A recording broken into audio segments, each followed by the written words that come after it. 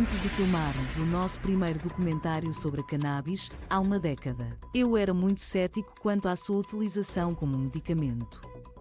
Cheguei mesmo a escrever um artigo para a revista Time, alguns anos antes, para defender que as provas simplesmente não existiam. Mas, como tantas vezes acontece quando começamos a investigar as coisas, começou a surgir uma imagem diferente. Viajei pelo mundo, visitei laboratórios minúsculos e, mais importante, passei tempo com doentes, até crianças pequenas, que me fizeram mudar de ideias.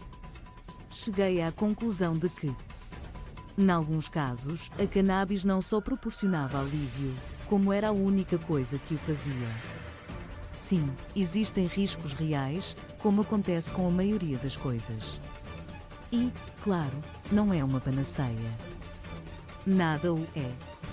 Embora não seja algo que funcione para toda a gente, isso não significa que não esteja disponível para ninguém.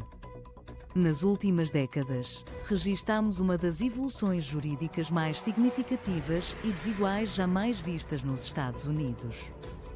Até 1996, não havia um único estado que tivesse legalizado a cannabis para qualquer fim, mas agora 38 estados e o Distrito de Colômbia têm alguma forma de cannabis legalmente disponível.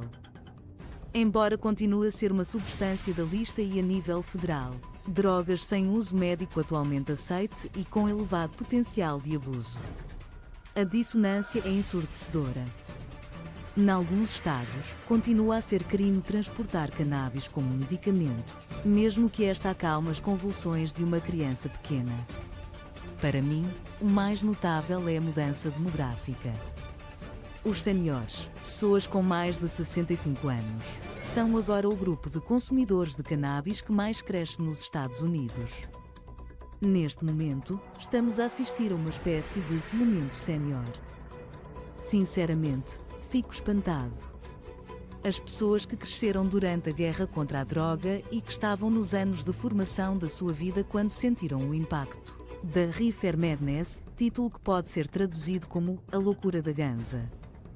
Um filme de propaganda americano do final dos anos 30 contra o consumo de marijuana que passava nas escolas. Estão agora dispostas a experimentar a cannabis, muitas vezes pela primeira vez. De acordo com estudos recentes, os idosos consomem cannabis diariamente para ajudar a resolver alguns dos problemas do envelhecimento, falta de sono, dores, mau humor. E preferem-na regularmente aos outros medicamentos que lhes são frequentemente receitados, como comprimidos para dormir, antidepressivos e até opiáceos. Foi por isso que decidi aventurar-me novamente à volta do mundo para o nosso último documentário, Weed Set, A Senior Moment. Se for verdade que a cannabis pode ajudar a diminuir o número de medicamentos que os idosos tomam, isso pode ter implicações tremendas. Desde 2020, os Estados Unidos gastaram 4 mil milhões de dólares por ano a 7 mil milhões de euros em cuidados de saúde, dos quais quase 580 mil milhões de dólares, 530 milhões de euros, foram gastos apenas em produtos farmacêuticos em 2021. Quando se trata de idosos, 30% das pessoas com mais de 65 anos tomam 5 ou mais produtos farmacêuticos todos os dias. No entanto, à medida que se voltam cada vez mais para a cannabis em vez de comprimidos, a expectativa é que a utilização de medicamentos prescritos possa diminuir. Como poderão ouvir no documentário, assistimos ao aparecimento de uma história de mais plantas, menos comprimidos. Também ouvi histórias de pessoais incríveis, pessoas como o super simpático Ken Tillman, de 94 anos, bastante saudável, que ainda conduz o seu belo Cadillac em Palm Beach, na Flórida. A primeira vez que foi a um dispensário, estava relutante, tímido e até um pouco envergonhado. No dia em que o conheci, no entanto, mostrou-me o seu dispensário. Contou piadas e foi muito específico quanto à variedade que queria, sobretudo CBD, mas também algum THC. Disse-me: nunca tinha pensado em consumir cannabis até aos 91 anos. Nunca tocaria no produto, disse-me. O que o levou a começar? Perguntei-lhe. O sono, respondeu-me. Estava sempre a acordar a meio da noite. tal como um terço da população mundial. Ken tinha desenvolvido uma insônia terrível, que estava a piorar à medida que envelhecia. Nenhum dos medicamentos que lhe tinham sido receitados proporcionava um verdadeiro alívio, pois não funcionavam ou mantinham-no grogue até ao dia seguinte. O mais difícil e assustador das insônias de Ken era a forma como a sua mente o levava enquanto estava acordado na cama. Disse-me que, nesses momentos, começava a fazer as perguntas mais assombrosas da vida. Quais são as coisas que eu gostaria de ter feito, mas que já não tenho tempo para fazer? Poderia, deveria, teria, foi como Ken descreveu, com lágrimas nos olhos. Sinceramente, foi doloroso ouvir alguém que chegou à conclusão de que já passou demasiado tempo para realizar os seus sonhos e visões. Mas o facto é que a história acabou bem para Ken. Com a cannabis, não só o seu sono melhorou pela primeira vez, como também a sua ansiedade existencial se acalmou. Para Ken, a cannabis foi muito mais do que um suplemento para dormir. Mais uma vez, não quer dizer que toda a gente tenha uma resposta tão profunda, mas para Ken, foi a única coisa que realmente funcionou. Parte do problema é que, para muitos medicamentos, temos uma ideia bastante clara de como funcionam. No entanto, no caso da cannabis, que é constituída por mais de 100 canabinoides e mais de 400 outros compostos, é mais complicado. Muitas vezes as pessoas ficam surpreendidas quando lhes digo que temos um sistema endocannabinoide. Isto significa que nós, humanos, temos receptores para canabinoides e que até nós próprios produzimos canabinoides. Somos pequenas criaturas que criam e consomem cannabis. O objetivo do sistema endocannabinoide, de acordo com o estimado investigador israelita de Dimeri, não é tratar nenhuma doença em particular, mas sim criar equilíbrio no corpo, conhecido como homeostase. É quando essa homeostase se perde, diz ele, que nos tornamos mais suscetíveis aos incômodos do envelhecimento, sono, dor, humor. Como já deve ter percebido, à medida que envelhecemos, produzimos menos canabinoides, tornamo-nos deficientes e perdemos cada vez mais a homeostase. É por isso que Mary recomendou à sua própria mãe que utilizasse cannabis para os seus problemas de sono. Mais uma vez, plantas em vez de comprimidos. Talvez a maior mudança a que assisti nos últimos 10 anos tenha sido a face da cannabis. Para mim, sempre foi a Charlotte Figi, uma menina doce que tinha tantas convulsões que a mãe a colocava no porta-bebés e a sentia tremer durante todo o dia. Nada funcionava com ela até que um dia a sua mãe, Paige, criou uma mistura de cannabis no lava-loiça da cozinha, recebendo instruções de um vídeo do YouTube. As convulsões de Charlotte passaram de mais de 300 por semana para praticamente nenhuma.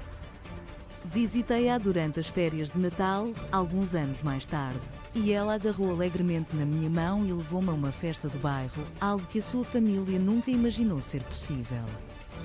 Apesar de ter falecido há alguns anos, a Charlotte Web, uma variedade de cannabis criada especialmente para ela, continua viva.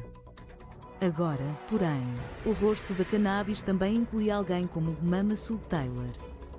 Com 75 anos de idade, a ex-professora católica do liceu era a pessoa que normalmente admoestava as pessoas por qualquer tipo de consumo de drogas. Para ela, a cannabis não era diferente da heroína ou da cocaína.